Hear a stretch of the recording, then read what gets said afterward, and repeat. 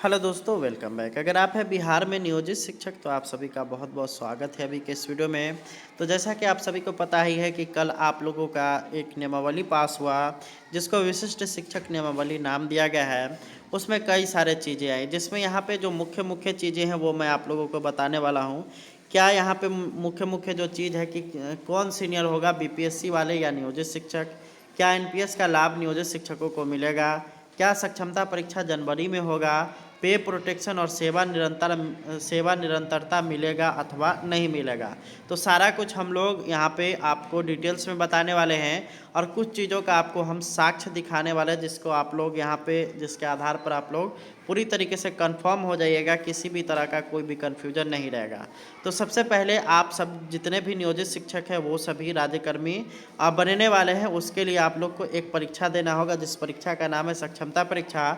और इस सक्षमता परीक्षा की अगर आप लोग तैयारी करना चाहते हैं तो नंबर नोट कर लीजिए 97 094 72 735। इस नंबर पे आप लोग को व्हाट्सअप करना है। इस नंबर पे आप लोग को व्हाट्सअप करने के बाद वहाँ से आप लोग को सक्षमता परीक्षा से रिलेटेड सभी जानकारी मिल जाएगी और आपको वहाँ से पीडीएफ प्रोवाइड कराया जाएगा। फीस वहाँ पे 399 रुपये रखा गया है।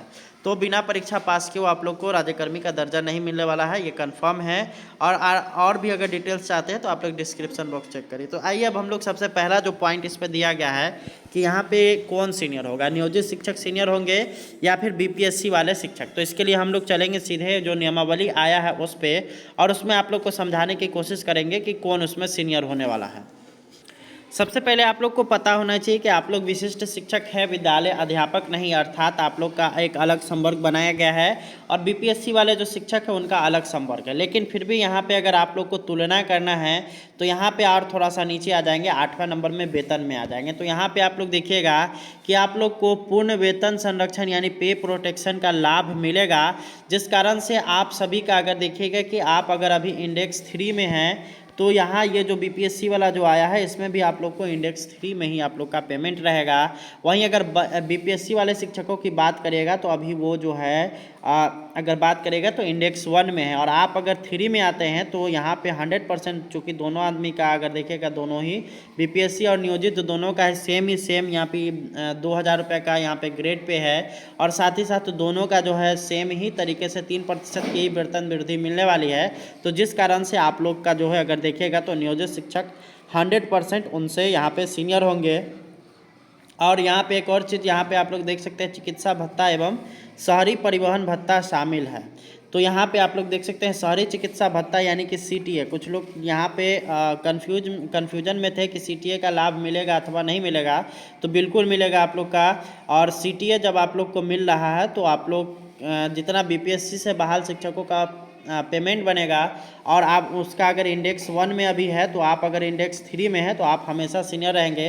वैसे अगर बात करेगा नियोजित शिक्षकों की तो नियोजित शिक्षक के अगर बात करेगा 2022 में बहाल है तो वो इंडेक्स 2 में रहेंगे, तो वो तो सीनियर हुई। उसके बाद आप लोग के जिस तरह से बढ़ते बढ़ते चले जाएंगे उस तरह से आप लोग इसमें सीनियरिटी में आ जाएंगे। अब अगला हम लोग बात कर लेते, अगले यहाँ पे जो बात आ रहा है कि क्या एनपीएस का लाभ मिलेगा अथवा नहीं मिलेगा। तो आप अगर उस विशिष्ट शिक्षक नियमावली का संपूर्ण अध्ययन कर लेंगे फिर भी आप लोग का उसमें किसी भी तरह का कोई भी एनपीएस हो या ईपीएफ हो, किसी भी तरह का उसमें लाभ की बात ही नहीं हो रही है। और अगर बात करिएगा आने वाले समय में इस पर कुछ क्लियरेंस हो तो हो, लेकिन अभी फ़िलहाल आप सभी दुविधा की स्थिति में हैं। आप लोग को एनपीएस का लाभ मिल भी सकता है अथवा नहीं भी मिल सकता है। इसके लिए जो है यहाँ पे किसी भी तरह का आपके नियमावली में कहीं भी कुछ लिखा हुआ नहीं है। और यहाँ पे एकाक जगह पे यहाँ पे अगर देखिएगा तो आप लोग को ऐसा चीज़ लिखा हुआ मिलेगा कि बीपीएससी के समान आप लोग को सारा सुविधाएं दिया जाएगा जब आप सक्षमता परीक्षा पास करिएगा। तो हो सकता है कि वहाँ पे उस आधार पर आप लोग को एनपीएस का लाभ मिले, परंतु आप लोग के इस नियमावली में स्पष्ट रूप से लिखा गया नहीं है कि एनपीएस का लाभ मिलेगा अथवा नहीं मिलेगा। अगला जो चीज़ है कि क्या सक्षमता परीक्षा जनवरी में ही होगा। तो सबसे पहले आप लोग को क्लियर कर दे कि आप लोग अगर उस नियमावली का संपूर्ण अध्ययन करिएगा तो पता चलेगा कि सक्षमता परीक्षा जो है वो यहाँ पे आप लोग को 1 साल के भीतर में ही लेना है। तो चलिए हम लोग पहले उस नियमावली में चलते। तो यहाँ पे आइएगा चौथा नंबर में सक्षमता परीक्षा। तब विभाग अपने द्वारा एक सरकारी एजेंसी के माध्यम से इन सभी कार्यरत स्थानीय निकाय शिक्षकों के लिए सक्षमता परीक्षा आयोजित करेगा।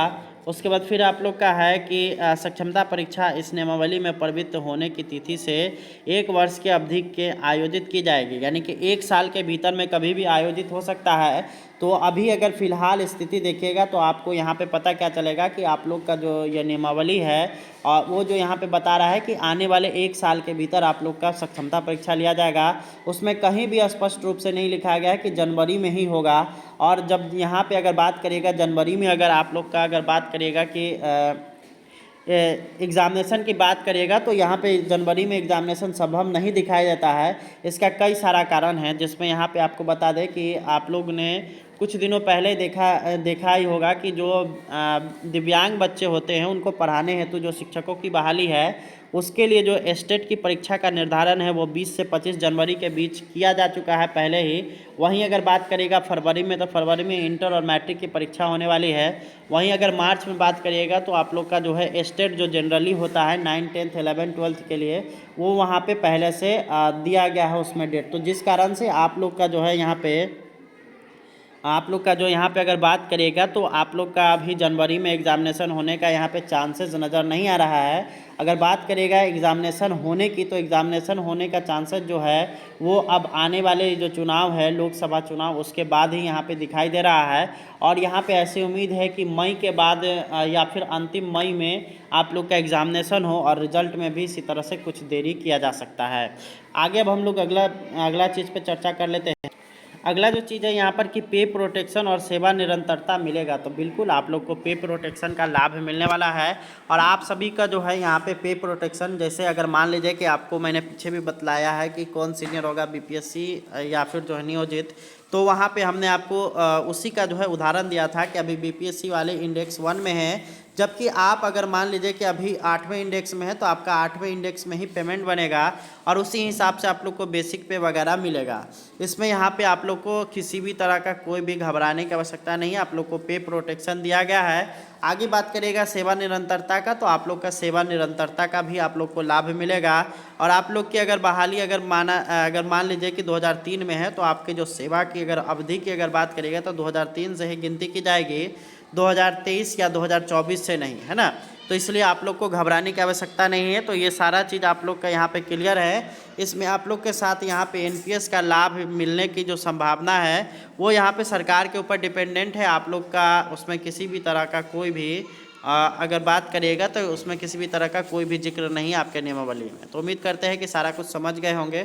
सक्षमता परीक्षा की तैयारी करनी है तो आप लोग जो है डिस्क्रिप्शन बॉक्स को चेक करिए, वहाँ पे मेरा व्हाट्सअप नंबर दिया गया है, उस पर आप लोग को सीधे तौर पर जुड़ जाना है और आप लोग जुड़िएगा और वहाँ से आप लोग को जो है राज्यकर्मी बनने हैं तो जो एग्जामिनेशन देना है तो उसकी संपूर्ण तैयारी कराई जाएगी।